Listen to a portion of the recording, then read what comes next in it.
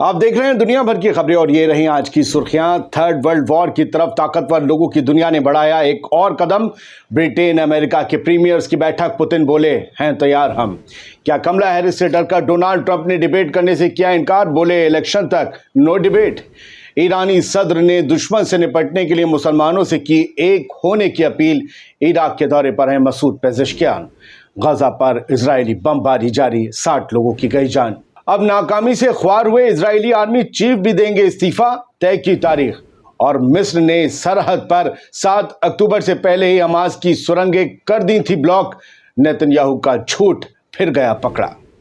आजाद बोल इंडिया में आप सभी का खैर मकदम है। आपके साथ मैं हूं आदिल खान आजाद। आज है 13 सितंबर 2024 और आप देख रहे हैं रात 10 बजे का स्पेशल बुलेटिन दुनिया भर की खबरें। तो चलिए शुरू करते हैं दुनिया भर की इन खबरों का ये सफर तफसील से। और सबसे पहले बात रूस की, रूस के साथ यूरोप की, अमेरिका की। और लग रहा है कि जैसे एक थर्ड वर्ल्ड वॉर के मुहाने पर पूरी दुनिया पहुंच चुकी है, क्योंकि ये बड़ी पावर्स जिद पर अड़ी हैं इसे तबाह करने की। थर्ड वर्ल्ड वॉर की तरफ ताकतवर लोगों की दुनिया ने एक और कदम बढ़ाया। मैंने ऐसा क्यों कहा? दरअसल यूक्रेन को रूस में दूर तक हमला करने वाली मिसाइलों के इस्तेमाल की इजाजत मिल सकती है। अमेरिका और ब्रिटेन इस पर चर्चा कर रहे हैं। अब तक इन लॉन्ग रेंज मिसाइल्स के इस्तेमाल पर पाबंदी लगी हुई थी या लगी हुई है, लेकिन यूक्रेन पर लगी ये पाबंदी जल्द ही हट सकती है, क्योंकि विंटर इज कमिंग। उधर रूस के राष्ट्रपति व्लादिमीर पुतिन ने कहा है कि ऐसे हथियारों के इस्तेमाल करने की इजाज़त देने का मतलब ये समझा जाएगा सीधा कि नाटो ने हम पर हमला किया है। नाटो रूस के खिलाफ जंग में उतर चुका है और फिर हम नाटो के खिलाफ उतरेंगे। उन्होंने कहा कि अगर ऐसा हुआ तो इसका जवाब माकूल तरीके से दिया जाएगा, ठोस दिया जाएगा। व्लादिमीर पुतिन ने एक टीवी चैनल पर कहा कि इससे बहुत कुछ बदल जाएगा। इन हथियारों का इस्तेमाल सैटेलाइट के बिना मुमकिन नहीं है, लिहाजा इस बात को समझ लीजिए कि यूक्रेन में ऐसे हथियार लॉन्च करने की कुव्वत नहीं है। यानी कि फिर साफ है कि इन हथियारों को यूक्रेन की तरफ से वेस्ट और अमेरिका ही चलाएंगे, क्योंकि न सिर्फ उनके पास कुव्वत है बल्कि उनके पास ट्रेनिंग है। यूक्रेन के पास ऐसी टेक्निक नहीं है। ये सिर्फ यूरोपीय यूनियन की सैटेलाइट या फिर अमेरिका की सैटेलाइट की मदद से ही हो सकता है कि ये लॉन्ग रेंज मिसाइल्स रूस के अंदर दूर तक दाग दी जाए। इधर आज व्हाइट हाउस में बैन हटाने पर, इन मिसाइल्स के इस्तेमाल के बैन हटाने पर चर्चा में जो है बातचीत होगी, इसके ब्लिंकन ने इशारे दिए थे, संकेत दिए थे। रिपोर्ट के मुताबिक आज व्हाइट हाउस में ब्रिटेन के वजीर आजम कीर स्टारमर और अमेरिकी सदर जो बाइडेन की बहुत अहम बैठक है। इस बैठक में बहुत कुछ होगा। इस दौरान ये चर्चा होनी है कि क्या यूक्रेन को रूस के खिलाफ लंबी दूरी की मिसाइलों का इस्तेमाल करने दिया जाए। अगर इस फैसले पर मोहर लग जाती है तो यकीन मानिए आप एक बड़ी जंग देखने जा रहे हैं। अगली खबर अमेरिका से। क्या कमला हैरिस से डरकर डोनाल्ड ट्रंप ने डिबेट करने से इनकार कर दिया है? ये सवाल मैंने हेडलाइन में पूछा। इसकी वजह यह है कि अमेरिका के साबिक सदर पूर्व राष्ट्रपति डोनाल्ड ट्रंप ने कहा कि वो 5 नवंबर को जो इलेक्शन होने वाले हैं अमेरिका के, उससे पहले अब किसी भी डिबेट में हिस्सा नहीं लेंगे कमला हैरिस के साथ। ट्रंप और कमला हैरिस के बीच अभी बुध के रोज एक ज़बरदस्त डिबेट हुई। दुनिया भर में बहुत डिबेट ये देखी गई। ये बहस 90 मिनट चली थी। ट्रंप ने दावा किया कि वो कमला हैरिस पर भारी पड़े, लेकिन कुछ सर्वेज ऐसे आए जिसमें यह पता चला कि कमला हैरिस बाजी मार ले गई। CNN के सर्वे के मुताबिक 63% लोगों ने या व्यूअर्स ने ये माना कि कमला हैरिस ने ये डिबेट जीती है, वो विजेता है, जबकि 37% लोगों ने यह माना कि जीत ट्रंप की हुई। ये प्रतिशत बताता है कि ट्रंप के आगे और कोई डिबेट ना करने की वजह क्या है। दरअसल वो अपनी इमेज बचाना चाहते हैं। चलिए अब आते हैं उन खबरों पर जिनका आपको बेसब्री से इंतज़ार है। हम मिडिल ईस्ट की तरफ घूम रहे हैं। इजराइल ने लगातार बमबारी अपनी तेज़ कर दी है, या यूं कहें कि जैसे वो कर रहा था 7 अक्टूबर से वैसे ही कर रहा है। पिछली रात 60 लोग शहीद हुए हैं, 60 लोग मारे गए हैं। 343 दिन जंग को पूरे हो चुके हैं और उसके बावजूद ये एग्रेशन जारी है। और कई इलाकों पर गज़ा में, सेंट्रल गज़ा में और साउथ गज़ा में बमबारी की इजराइल ने, और वहाँ पर बेगुनाह फ़लस्तीनी मारे गए। ये खबर आपको देना ज़रूरी है, ये आपको बताते रहना ज़रूरी है ताकि आप दर्ज करते रहें, क्योंकि सब याद रखा जाएगा। मिडिल ईस्ट मॉनिटर की एक खबर है उसमें ये पता चला है कि इजराइल आर्मी के जो चीफ हैं उन्होंने अपना रेजिग्नेशन देने का प्लान बना लिया है और वो दिसंबर में ये रेजिग्नेशन देने जा रहे हैं। उनका कहना है कि 7 अक्टूबर को हमास ने इतना बड़ा हमला कर दिया, इसके फेलियर की जिम्मेदारी मेरी भी है। कल भी आपको पता है आईडीएफ की इंटेलिजेंस यूनिट 8200 की मैंने आपको खबर दिखाई थी, उसके कमांडिंग ऑफिसर ने इस्तीफ़ा कल ही दे दिया, कहा कि मेरी नाकामी है।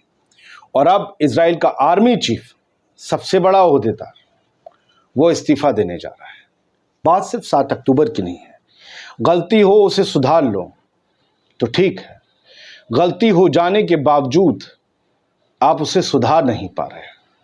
आपने कहा 3 महीने में हमास को हरा देंगे, 12वें महीने में जंग लग गई और आपके पास कोई नतीजा नहीं है। ना आपके पास होस्टेजेस हैं, ना आपके पास प्रूफ है कि आपने हमास को एलिमिनेट कर दिया। तो फिर आप कैसे उन इल्ज़ामों के साथ आगे बढ़ सकते हैं? इसमें बेहतर तरीका ये होता है कि चुप के बच के भागो, इस्तीफ़ा दे दो, वरना नाकामी पर नाकामी होती रहेगी। 12वें महीने में अगर जंग खिंच गई, इसका मतलब ये और खिंचेगी, इसमें रिजल्ट नहीं मिल रहा है। फिर एक दिन समझौता होगा, फिर पूछा जाएगा जंग क्यों लड़नी थी। तो नाकामियों के रिसाले से बाहर आने के लिए इस्तीफ़ा सबसे बेहतर ऑप्शन है। वही हर्जी अलेवी करने जा रहे हैं। हर्जी अलेवी की आप तस्वीर देख रहे हैं, शर्म से सर जो है वो झुका हुआ है। बताया जा रहा है दिसंबर के आखिर तक ये अपना रेजिग्नेशन दे देंगे। बात सिर्फ 7 अक्टूबर की नहीं है, जो मैंने कहा उसे जोड़िएगा। बढ़ते हैं आगे। मिडिल ईस्ट मॉनिटर की एक और ख़बर है और ये बड़ी चौंकाती है कि शिन बेत जो लोकल इंटेलिजेंस यूनिट है इजराइल की, बड़ी ख़तरनाक है ये भी, लेकिन ये भी 7 अक्टूबर का पता नहीं लगा पाई। इसका जो एक्स चीफ है शिन बेत का, उसने एक बड़ी बात कही। उसने कहा है कि फ़लस्तीनियों को भी अपने सेल्फ डिफेंस का हक है।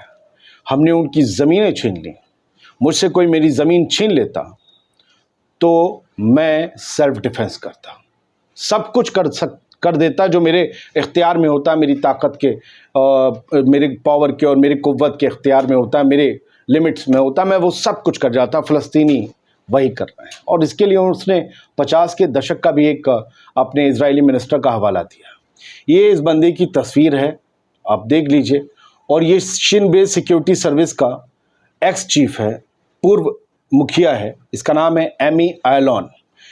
और इसने एक इंटरव्यू में इजरायली चैनल से कहा कि Palestinian right to resist occupation, saying if he were a Palestinian he would fight without limits against those who steal my land. जो भी मेरी ज़मीन छीनता चुराता, मैं उससे अपनी लिमिट्स बिल्कुल क्रॉस करके लड़ता, कोई लिमिट नहीं रखता, इतनी ज़ोरदार तरीके से मैं उससे लड़ता।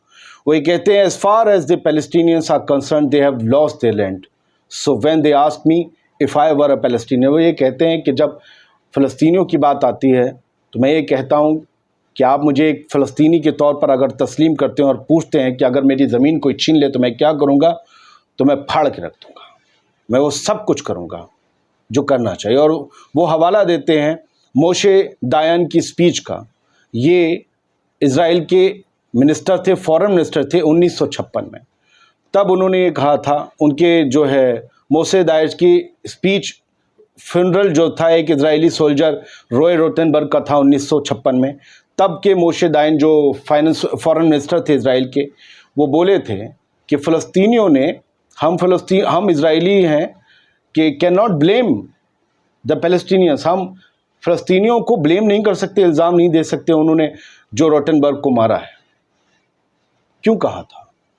क्योंकि हम उनकी ज़मीन छीन कर उस पर बसे हैं, उन्हें खीज होगी, उन्हें गुस्सा होगा और वो बेघर हो गए, उनका सामान छीन लिया।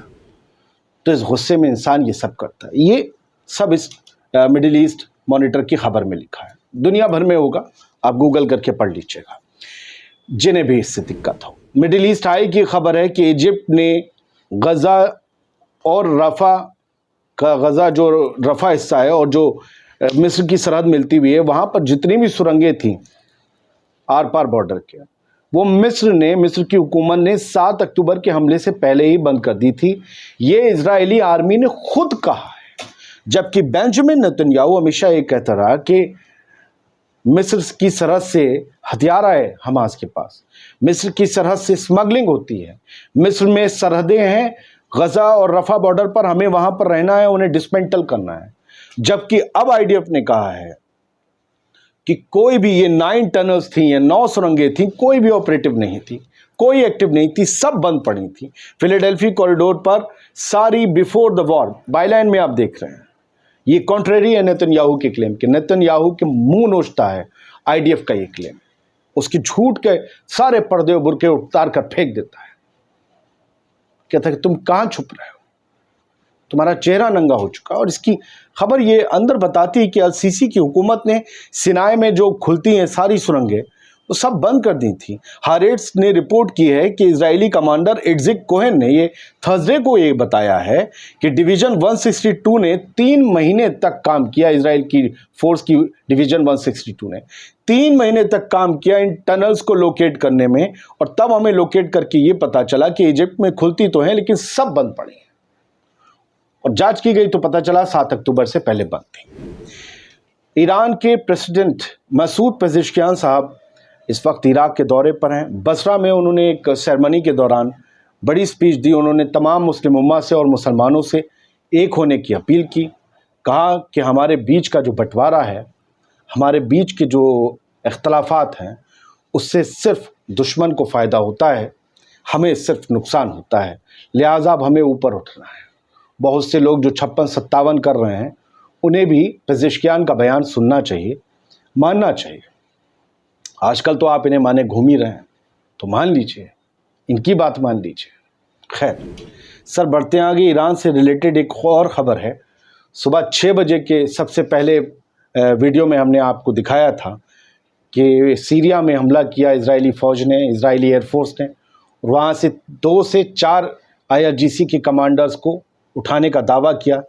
अब इस मामले में ईरान ने बयान दिया है, लेकिन ईरान की सीरिया में जो एम्बेसी है वहाँ से बयान आया है। ईरानी हुकूमत या IRGC का बयान अब भी नहीं है। मैं फिर कह रहा हूँ, ईरान ने ज़ायनियों के उस क्लेम को बिल्कुल रिजेक्ट कर दिया है जिसमें उन्होंने ईरान की मिलिट्री एडवाइज़र्स को पकड़ने और साथ ले जाने का दावा किया था सीरिया में। पूरी कहानी सुबह 6 बजे के उसमें है, आप जाकर देख सकते हैं। फ़िलहाल ईरान की इस एम्बेसी का ये कहना है, सीरियन एम्बेसी का, कोई ईरानियन मिलिट्री कमांडर इजराइल के कब्ज़े में नहीं है। सर एक तस्वीर है, फ़लस्तीन ऑनलाइन ने शेयर की तस्वीर देखिए। ये फ़लस्तीनियों का जज्बा है, टूटी दीवार, घर, सब कुछ, उस पर विक्ट्री का साइन बनाया है और उंगलियों के ऊपर आप बिल्कुल ऊपरी पोरे पर देखेंगे तो फ़लस्तीनी कैफ़े बंधा हुआ है और ये लिखा हुआ है स्टेइंग स्ट्रॉन्ग डिस्पाइट डेथ। मतलब हम लोग पूरी हिम्मत के साथ डटे हैं, भले मौत आ रही हो, मौत आ गई हो, भले रोज़ मौतें हो रही हों, उसके बावजूद हम डटे हुए हैं, हम डटे रहेंगे, क्योंकि ये ज़मीन हमारी है। मालिक भूत के डर से घर छोड़कर नहीं भागते। कुछ न्यूज़ नेटवर्क ने एक हेडलाइन दी है, कैफ़े की बात आई थी। न्यूयॉर्क सिटी म्यूज़ियम ने अपने 3 एम्प्लॉयज़ को नौकरी से निकाल दिया है। उनकी गलती बस इतनी थी कि सभी ने फ़लस्तीनी कैफ़े, वो जो गमछा फ़लस्तीनी होता है, वो बांधा था। वो एक रेजिस्टेंस का प्रतीक बन गया है, लेकिन वो सबसे पुरानी डेमोक्रेसी अमेरिका में उसे बर्दाश्त नहीं किया गया। ये बात फ्रीडम ऑफ स्पीच की ये करते हैं, सबसे पुरानी डेमोक्रेसी में एक कैफ़े बांधने पर 3 एम्प्लॉयज़ को निकाल दिया जाता है।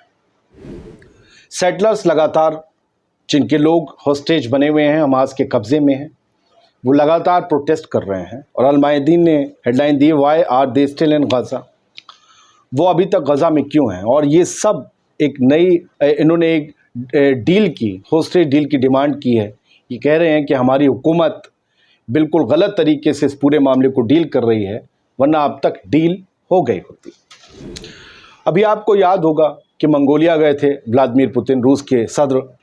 यूक्रेन ने इस मामले में मंगोलिया के डिप्लोमेट को तलब किया है, कहा कि आके जवाब दो कि जब तुम ICC के हुक्म मानने के लिए बाध्य हो, मेंबर हो, तो तुमने ICC ने जब ये कहा कि पुतिन के ख़िलाफ़ अरेस्ट वारंट है, तो तुमने पुतिन की विज़िट होने पर अपने मुल्क में, मंगोलिया में, पुतिन को गिरफ़्तार क्यों नहीं किया?